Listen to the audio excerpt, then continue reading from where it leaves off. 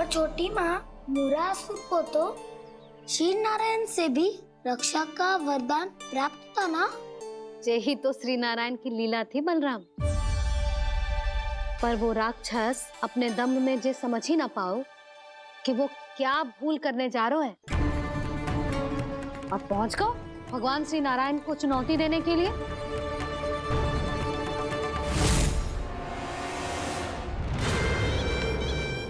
वहीं ठहर जाओ असुर राजमोरा।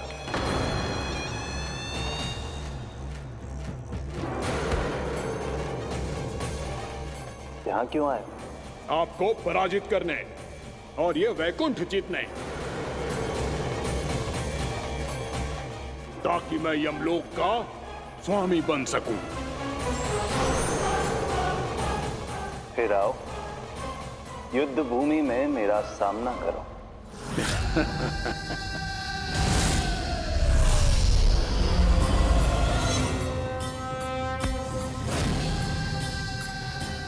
ये नहीं जानते कि इनसे ना हारने का वरदान तो मैं पहले ही प्राप्त कर चुका हूं, इसलिए युद्ध ठीक से आरंभ हो पाए उससे पहले ही इन्हें जीत लूंगा मैं।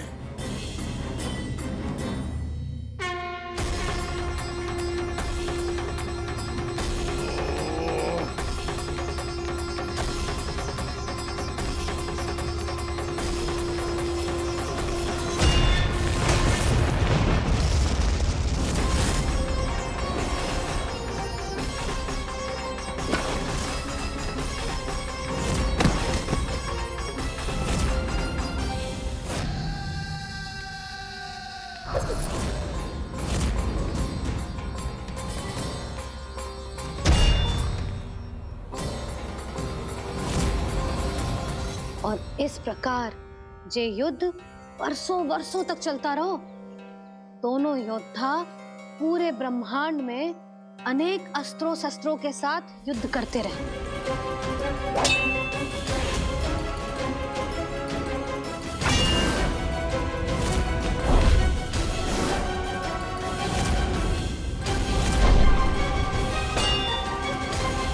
फिर क्या हुआ मैया?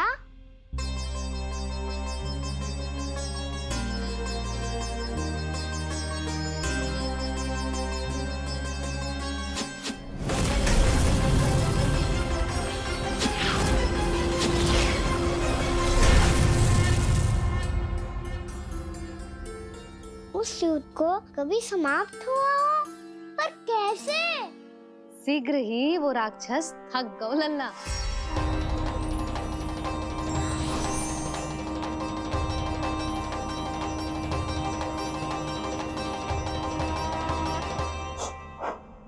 खड़े खड़े देख क्या रहे हैं नारायण?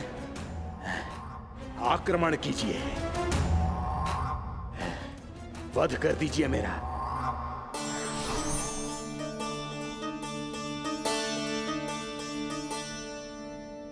मैं तुम्हारी वीरता से प्रभावित हूं, इसीलिए इतनी थकान की स्थिति में मैं तुम जैसे वीर पर आक्रमण नहीं करूंगा। जाओ विश्राम करो। यदि फिर से युद्ध करने की इच्छा हो तो तुम्हारा स्वागत होगा।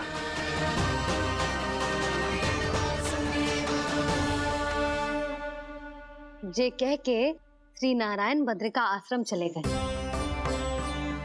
और वहां हिमवत नाम की एक कंदरा में ध्यान लगा के बैठ गए। उधर वो राक्षस विश्राम करने लगो। अनेकों दिन बीत गए और अब वो राक्षस मूरा फिर से स्वस्थ होके बलवान हो गया था। उसने अपनी सारी शक्ति फिर से प्राप्त कर ली थी। श्री नारायण ने उस पर दया करी थी, पर वो फिर से श्री नारायण को छलने को तैयार होगा।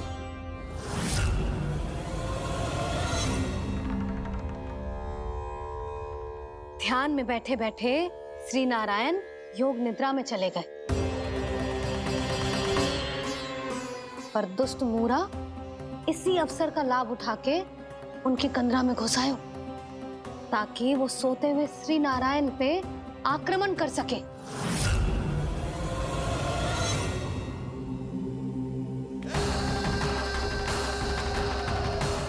आज इस लंबे युद्ध को जीतकर अपने इस अंतिम शत्रु का भी अंत कर दूंगा मैं।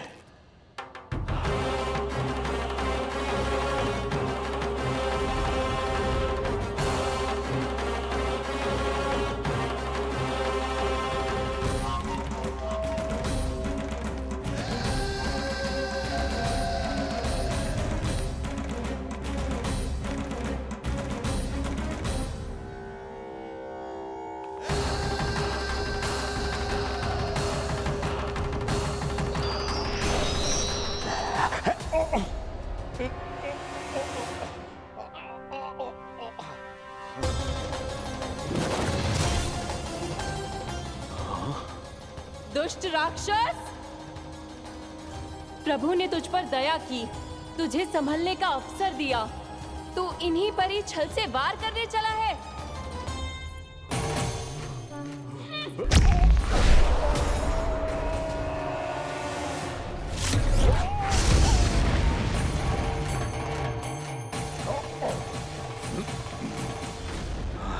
मैं अजय हूँ, मुझे कोई पराजित नहीं कर सकता। ब्रह्मा का वरदान है मुझे।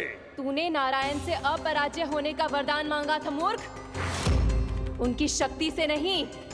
ध्यान से देख, मैं तेरी मृत्यु हूँ, मृत्यु।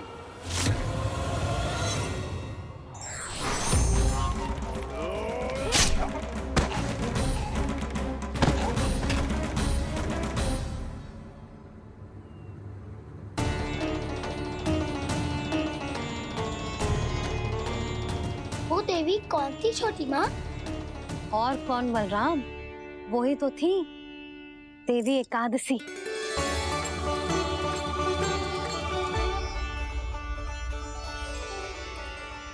मुझे क्षमा कीजिए प्रभु, आपकी आज्ञा के बिना ही युद्ध करके आपके शत्रु को मृत्यु के घाट उतार दिया। क्षमा नहीं, आपकी तो प्रशंसा होनी चाहिए देवी। असुर राज को मारकर आपने सभी देवताओं को मुक्त करवाया है। इस पापी के अहंकार से तीनों लोकों की रक्षा की है आपने। आप एकादशी की तिथि पर मेरी एकादश इंद्रियों से उत्पन्न हुई हैं। इसीलिए मेरे सभी भक्त आपको उत्पन्न एकादशी के नाम से जानेंगे। सभी तिथियों में आपका स्थान सर्वश्रेष्ठ होगा। जिस तरह आपने राक्षस के आक्रमण से मेरी रक्षा की है, उसी प्रकार एकादशी के दिन व्रत करके जो भी भक्त आपकी कथा सुनेगा, मैं स्वयं उसकी रक्षा करूंगा। जो आपकी पूजा करेगा, उसे मेरी विशेष कृपा प्राप्त होगी और उसके साथ साथ उसे मिलेगा धन, सिद्धि और मोक्ष।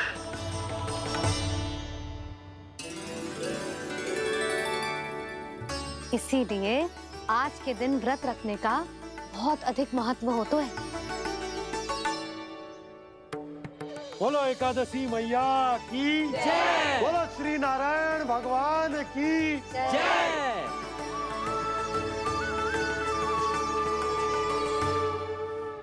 प्रभु की कृपा से एकादशी का महत्व भी पता चल गो और मेरा व्रत भी सफल हो गो। अभी नहीं भूला रहा, एकादशी का व्रत पूरी तरह तभी सफल होता है जब द्वादशी के दिन उसे पूरा किया जाता है।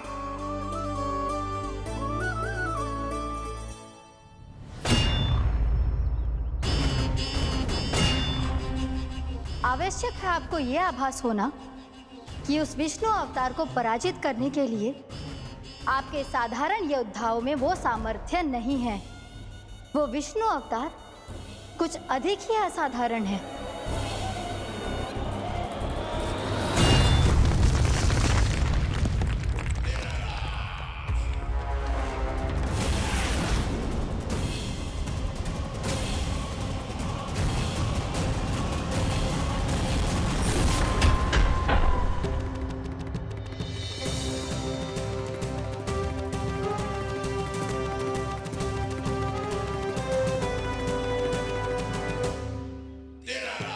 अब मैं दिखाऊंगा उस विष्णु अवतार को असाधारण शत्रु क्या होता है।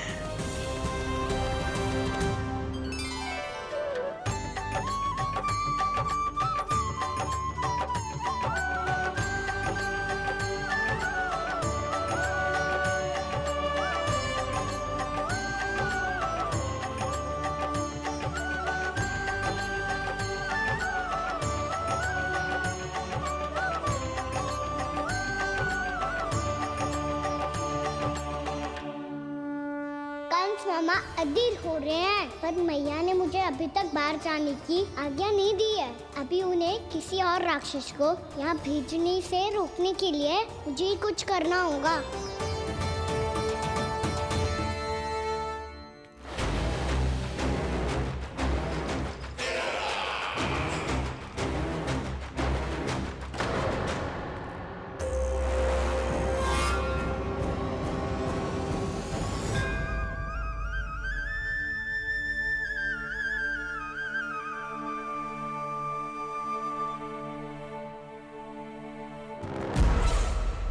कौन हो तुम?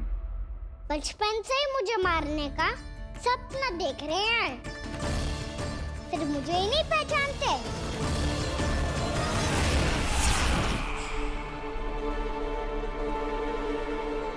बचपन से विष्णु अवतार। कोई कान्हा बुलाता है तो कोई मुरलीधर पुकारता है, कोई माखन चोर कहता है, कोई कहता है चिच्चोर। पर विष्णु अवतार इस नाम से तो बस आप ही मुझे बुलाते हो मामा जी। इतना साहस ये तो यहाँ आ गया है।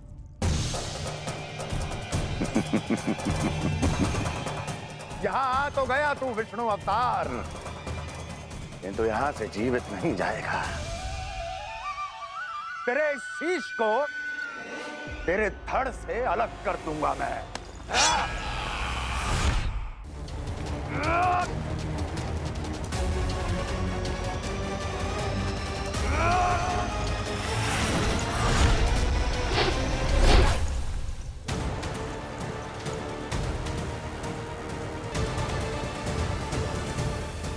कहाँ देख रहे हो मामा जी?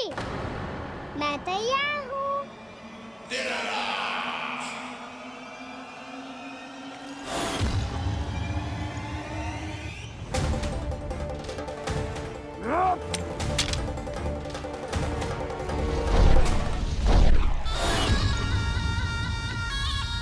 मामा जी, आप सदैव इसी तरह क्रोध में रहते हो क्या?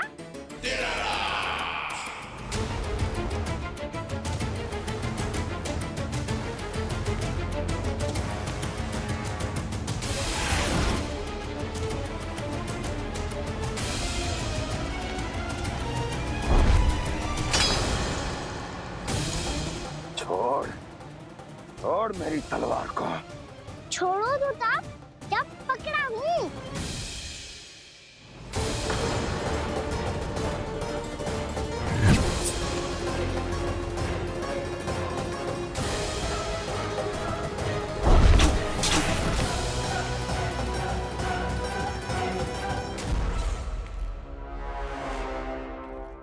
मामा जी,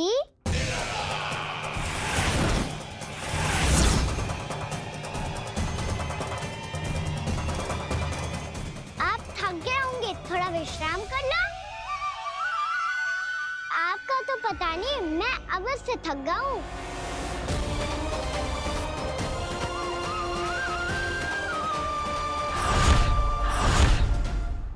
मेरे सिंहासन पर बैठने का तो साहस। अभी तो बस अभ्यास कर रहा था मामा जी। भविष्य में मुझे तो बैठना है यहाँ। आपने बल प्रयोग करके से अपने पिताजी से छीना था, मैं आज से छीन लूंगा। जो छल और बल से लिया जाए वो अधिक समय तक टिकता नहीं है मामा जी।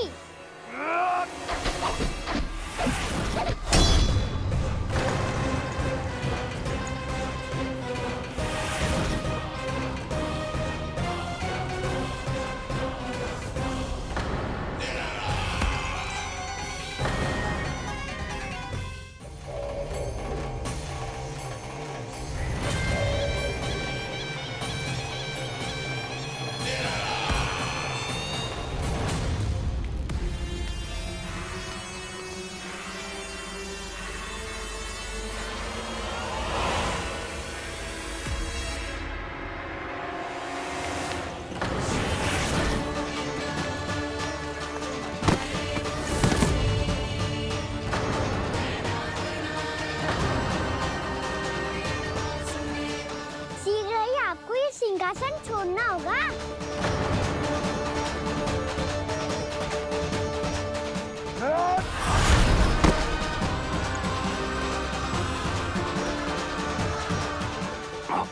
वो मेरा सिंहासन छीनना चाहता।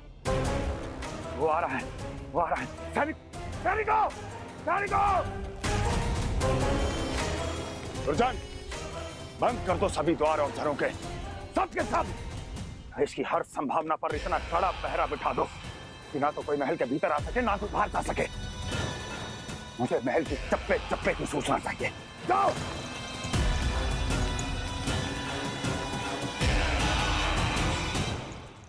सिंहासन।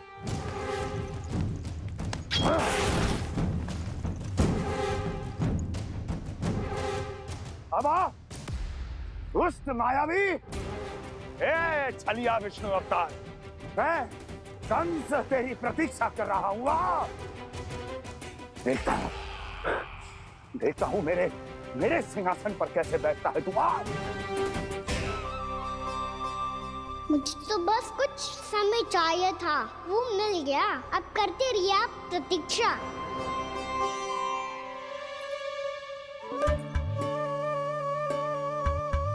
जी अपने आप से बातें क्यों कर रहे हो जी?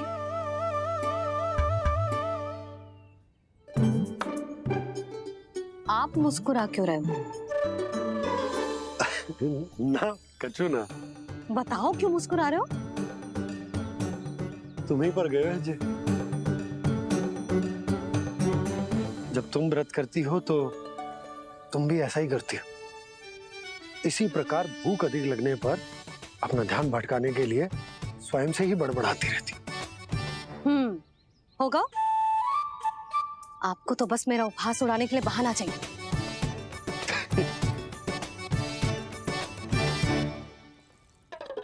लल्ला, भूख लगी है? ना मैया, व्रत करे तो भूख कैसे लगेगी?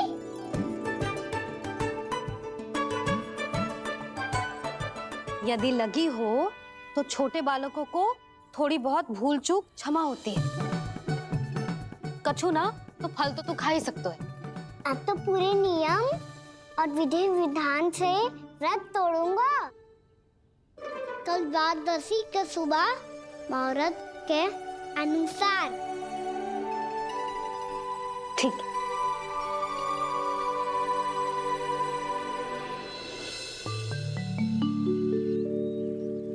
लल्ला, एकादशी समाप्त हो गई है, द्वादशी लग गई है।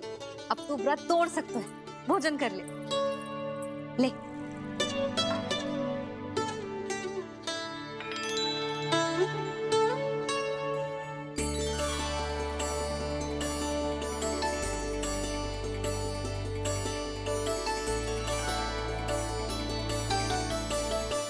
आज तो कार्य कर लीजिएगा।